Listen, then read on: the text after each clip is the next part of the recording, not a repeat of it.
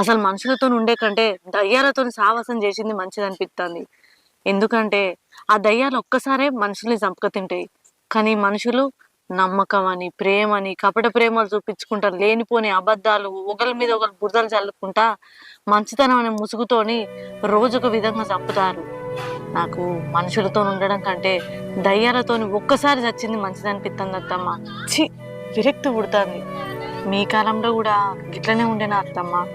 ఏంది పగలు, ఏంది ప్రతీకారాలు, ఎవరిది వాళ్ళు అంటుకొని బుక్కడి తిని ఎవరి పని వాళ్ళు చేసుకున్నది కాక ఊగల మీద ఊగలు, ఊగల కంటే ఊగలు, కక్షలు పెంచుకొని ఏం సాధిస్తారు అత్తమ్మ? నాకు అర్థం కాదు.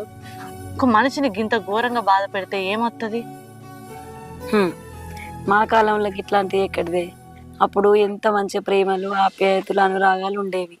కడుపులోకి వెళ్ళి రెండు మాటలు మాట్లాడినా ఎంతో మంచిగా మాట్లాడుకునేటోళ్ళం. ఇప్పుడు కడుపులో కత్తులు